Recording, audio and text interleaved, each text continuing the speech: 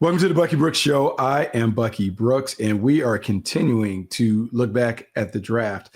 And I want to take a different approach to reviewing the draft. A lot of times people like to throw out grades and winners and losers, and all of that matters. But I want to talk about players individually. And what I think is probably the most important part of the process is how does the player fit the scheme? When I was a scout for a long time, we talked about making sure that whoever we evaluate, let's make sure their game fits how we want to play, not only schematically, but style wise. Do they play like we want to play? Do they embody what we are about? Do they match our core values and those things? And so I want to take the day to talk about my 10 perfect fits from the 2026 draft class. And I'm going to start with number one. And I felt like this was the best defensive player in the draft, and that's Caleb Downs going to the Dallas Cowboys. The reason why this works is because, one, he is uniquely gifted as a guy that can play anywhere in the triangle, meaning he can play free safety, strong safety, nickel.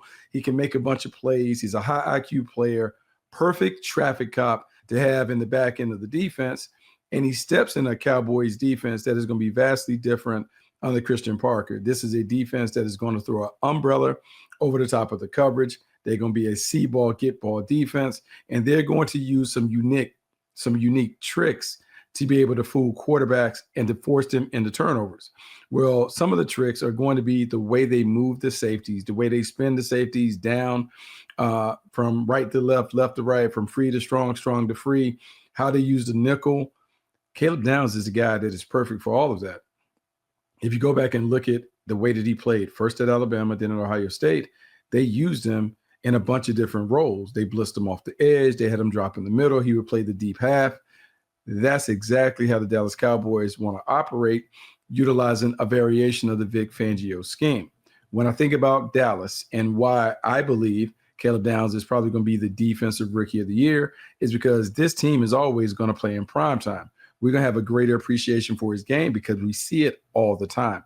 And when we see it all the time, we're going to see how Christian Parker and Brian Schottenheimer elect to use him, and they're going to use him perfectly because he brings an expansive toolbox to the position. He is a talented player who has the IQ to handle a lot of responsibilities, and because of that, I think he is the most perfect fit of all the draftees because he went to the right spot to showcase his skills. There's another guy that I'm saying, if Caleb Downs is going to be the defensive rookie of the year, keep an eye on Jordyn Tyson being the offensive rookie of the year. In fact, I'm saying right now, go and put a little money on Jordyn Tyson to go over 800 receiving yards on FanDuel Sportsbook. He, to me, is the only number one receiver that was in this draft class. And when I mean number one receiver, I mean a guy that can anchor the passing game, a guy that can do all the things that you expect your number one playmaker to be able to do. Can he run routes? Can he handle double teams? Can he get open when everyone in the stadium knows that he's getting the ball? Yes. And the reason why that is important, looking at the New Orleans Saints, Kellen Moore needed a number one receiver. I love Chris Olave. I like what Chris Olave has done, but you wanted someone that could play all three positions like a Jordyn Tyson. Jordyn Tyson is what I call a premier route runner. There is not a route that he can't run in the book. There's not a role that he can't play within the offense. And because of that, he is the chess piece that Kellen Moore will use to create big play opportunities for this offense. Additionally, he's a sure-handed pass catcher. We think about Tyler Shutt and how Tyler Shutt is going to grow into his role of being the franchise quarterback. Well, a big part of that is how Tyson dominates on the edge. With Tyson on one side, Chris Olave on the other side, or working in the slot, or them flipping and flopping, it is really challenging to figure out who you can set the double coverage to and who is going to be the guy that you really slow down. I'm saying that Tyson is going to be unstoppable in this role because the ball is going to go to him. You can't find many guys that can handle him one-on-one. When you roll the coverage to him, Chris Olave can smash and dominate you on the other side. That means that eventually Tyson's going to get single coverage again, and he's going to wear it out. And when you watched him on tape at Arizona State, man, it was so easy for him. In fact, when I looked at his game, it reminded me a lot of Jackson Smith and Jigba. Look for him to do similar things to JSN. Look for him to light it up because Kellen Moore has been waiting to get a number one playmaker like Tyson, and he is going to showcase him because his skills perfectly match their scheme. Third guy that I want to talk about is Venga Yon, the guard for the Baltimore Ravens. And I could talk about it being a stylistic fit in Baltimore, but really, this is just a cultural fit when I think about this player and this team. If you know anything about the Baltimore Ravens, they talk about play like a Raven. And I have asked people, what does that mean? They talk about fast, physical, the tenacity shows up, the toughness, all of those things. It doesn't take long for you to watch Ione's tape and just appreciate all of those things in a guy that really is a bully on the block when you watch him play. The way that he hits defenders at the point of attack, the way that he moves people off the ball, it matches how the Baltimore Ravens want to play, particularly when they're leaning into the running game with King Henry in the backfield. Adding him to this offensive line, one that was really lacking a piece after Tyler Linderbaum departed as a free agent. They needed someone that could help them get their toughness back, help them find their identity or rediscover the identity that has served them well in the Lamar Jackson era. Well, Yayone is the guy that can do that. I just think his physicality, his toughness, his ability to really excel in a pin and pull scheme is going to work out favorably for the Baltimore Ravens. One of the reasons why I love the pick, I love the fit, and I think we're going to look back at a guy who should be a perennial Pro Bowler and say, man, this was a match made in heaven when the Ravens selected him with the 14th overall pick. Next, let's go to Miami, and let's think about John Eric Sullivan and Jeff Hafley getting together to make sure that they got a very talented linebacker that fits their vision and break defense. And that's Jacob Rodriguez from Texas Tech. Jacob Rodriguez, drafted in the second round, is just a splash play player, meaning he makes big plays all over the field, whether it's forcing fumbles, picking off passes, making big hits and sacks. He does all of those things. And when you study the Dolphins' defensive scheme and how Jeff Hafley wants to play, I have talked about vision and break and how important it is to put eyes on the quarterback and be a see ball, get ball defense, where the responsibilities are literally find the ball, hunt the ball, knock the ball out. Well, there's not many people that do it better than Jacob Rodriguez. His final season at Texas Tech, he was all over the field making plays. He plays with such instincts and awareness that I would say he plays even faster than he tested at the combine. And at the combine, he was one of the stars for the linebackers when it came to the testing of all types, whether it's the 40 time, the broad jump, or whatever. He did all those things in impressive fashion. Now you take that kind of athlete, you put him on the field with the kind of instincts that he's displayed. He is born to be a star in this Miami Dolphins defensive scheme. Keep an eye on him because the turnovers are going to come in droves because he knows how to get the ball out, and this defensive scheme is going to allow him to hunt the ball like he's always done it as a Red Raider. Next, we're going to talk about Kaden McDonald going to the Houston Texans. And I can say this, given my relationship with the Jacksonville Jaguars, having seen the Houston Texans play the Jacksonville Jaguars 2 times a year for the last 5 or 6 years, I just know that rugged mentality that DeMeco Ryans wants from his defense. When you think about the swarm mentality, as they call it in Houston, they get after it, man. They play like their hair's on fire. They are relentless. They are super competitive, but more importantly, they're ultra physical when it comes to the way that they play. I think about Kaden McDonald and the way that he dominated the interior at Ohio State. It's a match made in heaven. And the reason why is because you're going to put a guy, Kaden McDonald, who is a rugged run stopper, who has some quickness, and he'll give you an arm over, but he likes to run through people at the point of attack. You can put him on the front line beside Will Anderson Jr., Daniil Hunter, and some of the other hunters that they have in that front seven, Azeez Al-Shahir, some of those guys. He's going to have an opportunity to not only occupy double teams, but he's going to win those one-on-ones at the point of attack. And when he wins them, there's going to be an explosion in the backfield because his ability to not only stuff the run, but produce TFLs makes him special. He's going to have plenty of opportunities to do that in a defensive scheme that really allows those guys as a 4-man rush to just pin their ears back and go after the running back and find the quarterback whenever they drop back to pass. I think about Kaden McDonald. I think about what they want to do and how they're going to get it done. I just know he's going to be one of those young defensive linemen that we talk about for a long time because his game is ideally suited for how the Texans want to play. Now let's go to New York and let's talk about Aaron Glenn. And let's talk about Aaron Glenn taking a player that reminded some people of him when he was coming out of Texas A&M in that 1994 draft class. D'Angelo Pons is the guy that I'm going to talk about. And the reason I'm going to talk about him is pound for pound, he's the most physical defender in the draft.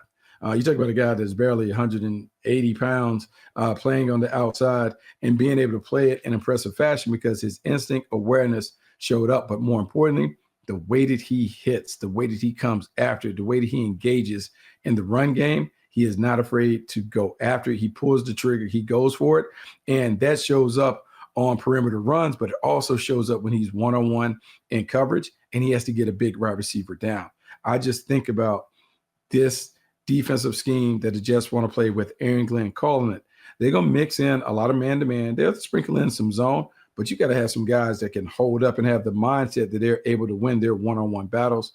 I think about Pons, and I just go back to the way that he played throughout the college football playoff and the way that he showed up and made big plays, whether it's the pick six versus Oregon, whether it's the countless big hits that he made against Miami and others.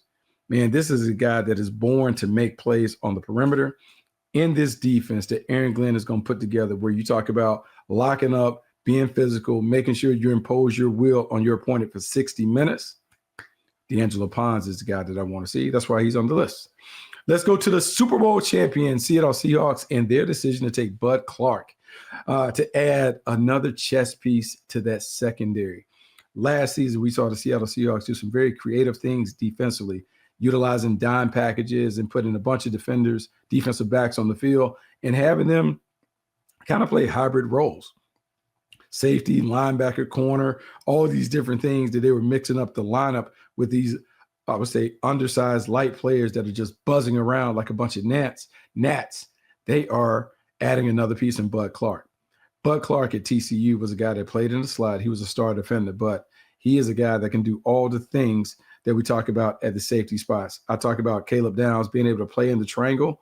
Well, Bud Clark can do the same. He's best at playing in the slot where he's a very instinctive playmaker. He can blitz, run, and cover. He can find a way to get his hands on the ball. And really, that's the thing that separates him from others. His ability to take the ball away, be it interceptions, forced fumbles, fumble recoveries, just being around the action, man, that is invaluable to a Seahawks team that has to replace some DBs in the back end, but they took one in Bud Clark, who certainly can fill that role. When you think about the success that Kobe Bryant had in this defense, you think about what Nick Emmanwori is able to do in this defense, I can see Bud Clark playing a big role in this defense because the scheme has a way of unlocking all of the talents of its defenders, and he is a very talented defender that certainly is going to end up earning a big role on this defense. Let's go to the AFC champion, New England Patriots, and what they bring to the table when it comes to their physicality and toughness on defense. Because they're so rough and rugged on defense, Gabe Yakis is a perfect fit for them. Big 10 sack leader, physical player at the point of attack. This was a guy that was a state champion wrestler down in Florida, and you can feel his physicality and toughness when you watch him play. He runs to and through blockers at the point of attack. He has a way of working around them. He's relentless when he comes after quarterbacks. And that energy, man, that energy is contagious. And when I think about the Patriots and having a guy like Yakis who can attack the quarterback from a three-point stance, he can do it from an upright position. It allows them to move from a 3-4 to a 4-3 to a nickel defense without swapping out personnel. And if you know how the Patriots operate and how they've always operated with what we call these snowflake game plans that are very unique week to week, Yakis' versatility as a pass rusher is going to serve them well. Remember, last year, K'Lavon Chaisson had a big year playing on the edges, and he is not quite the player that Yakis is when it comes to the physicality and toughness. I expect Yakis to be a standout from day one. Keep an eye on the big fella when we see the New England Patriots trotted out there this fall. Jonah Coleman going to the Denver Broncos is another intriguing pick for me. When I look at what the Broncos were able to do, adding another runner to the backfield, you think about J.K. Dobbins, you think about R.J. Harvey, and they are a nice tandem. But I go all the way back to New Orleans, and I think about how Sean Payton has always found various ways to use a deep and talented running back rotation to create mismatches and exploit those mismatches. Well, Jonah Coleman is a multi-purpose playmaker out of the backfield. And don't let his squatty frame or his body type fool you. He is really what I call the perfect scatback for this offense. He can get downhill. He can catch the ball out the backfield. He has some wiggle and burst and some power to finish runs. He is a nice complement to what they already have in place. And even though I'm not projecting him to be the starting running back, but as a RB2, RB3, he's going to make a ton of contributions in this scheme because Sean Payton has always been able to find a place for a player that can get out of the backfield and do a few different things. He will get him the ball, and he will give him plenty of opportunities to make his mark. I expect big things from Jonah Coleman down the line. His game matches how Sean Payton wants to play. That's why I think this is a nice fit in Denver. Drew Aller going to the Pittsburgh Steelers. Now, I know what people are saying. Drew Aller was up and down at Penn State. The former five-star recruit just never really got it going consistently in Penn State. And everyone will point to the game-breaking or game-changing turnovers that kind of led to the demise of Penn State and even James Franklin. But what I will point to is this is a guy that has all the tools and talents that every quarterback guru wants. You talk about being 6'5", 235, 240 pounds, having a big-time arm, a guy that's very comfortable throwing from the pocket, a guy that's put up credible numbers in a system that wasn't really known for producing or showcasing quarterbacks. I think about that, and I think about what Mike McCarthy has done throughout his time in the National Football League. You have to remember that Mike McCarthy is a quarterback guru. He is one that has worked with Joe Montana during his time as an assistant. He then took Aaron Brooks when he was the offensive coordinator for the New Orleans Saints and made him a Pro Bowler. He goes to Green Bay. He worked with Brett Favre, has him playing at a high level, then hands the baton to Aaron Rodgers. Aaron Rodgers emerges as a Pro Bowl player. And then he goes to Dallas with Dak Prescott and takes Dak Prescott's game to another level. Why wouldn't he be able to do the same thing with a player who is really a nice ball of clay to work with in Drew Aller? And even though he's a third-round pick, and people aren't projecting him to get on the field anytime soon, particularly if Aaron Rodgers comes back. To me, I just think about what Mike McCarthy has done and the type of talent that Drew Aller has.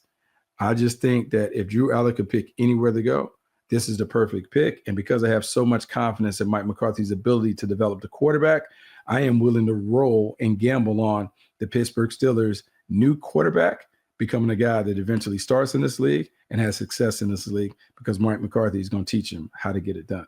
Last one, maybe a bit of a bonus pick. We'll talk about Joe Royer from the Cleveland Browns, tight end that comes from the University of Cincinnati, a guy who is a nice H-back type. You talk about someone who has averaged 14, 15 yards per catch when he's been given the opportunity to touch the ball. But what's interesting about this connection and why it works, his game is very similar to the game that we saw from Harold Fanning Jr. when he was leaving Bowling Green. Now they have two guys that have those H-back qualities where they can catch it and get down the field and they can make plays on the perimeter and they have soft hands and big playability in an offense that is going to push the ball down the field more with Deshaun Watson or Shedeur Sanders in the game. Joe Royer is exactly what Todd Monken needed as his second and third tight end.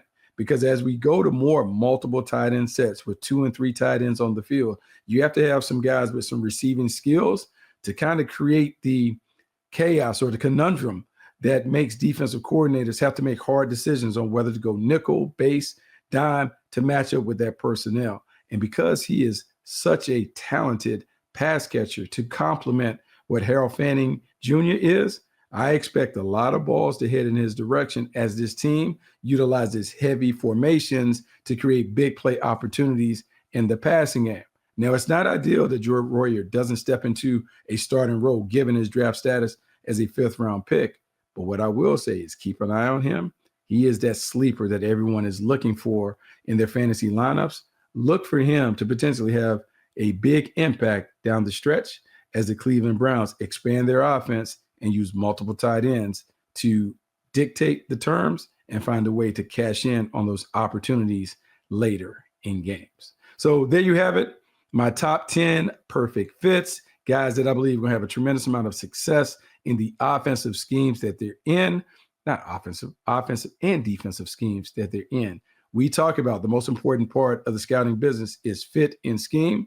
These 10 guys that we listed off, not much better fits in scheme. Until the next time on the Bucky Brooks Show, tune into all our content. Make sure you rate, review, subscribe to the podcast. Make sure you check out all the videos that we have talking about the draft. We'll continue the series on this week with more podcasts and more shows. I'm Bucky Brooks. This is the Bucky Brooks Show. I will see you next time.